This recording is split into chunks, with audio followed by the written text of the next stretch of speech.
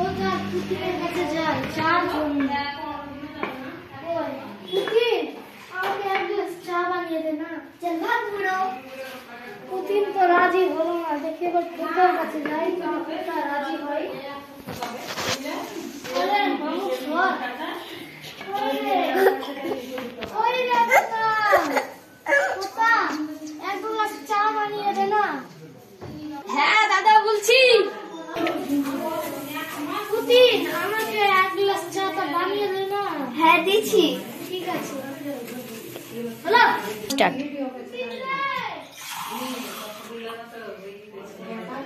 দিচ্ছি।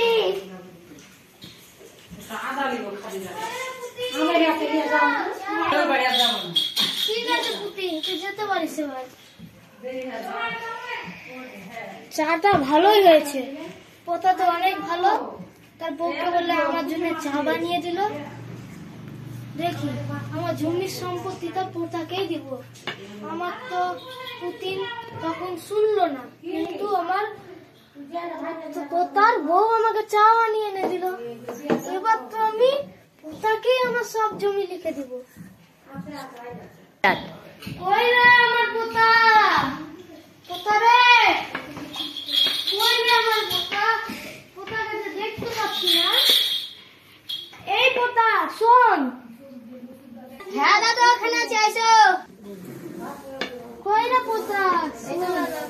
হ্যাঁ বললাম পোতা, আমি তোর জন্য কত জিনিস এই নে, পোতা আমার জমি তো সব বললাম আমি লিখে দিলাম। আমি কত শুরু করবো। এখানে কর। আজ থেকে দায়িত্ব সব তোর রে বাবা, ঠিক আছে? আমার সব জমি তুই সামলাস। আমি তাহলে আসছি এখন। দাদু আমাকে জমি না দিয়ে আমার ভাইকে দিল।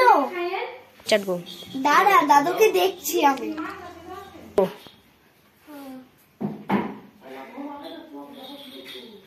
পুতিন তুই এখানে? হ্যাঁ তোমাকে আমি মেরে ফেলার জন্য এসেছি। কেন রে? কেন রে পুতিন?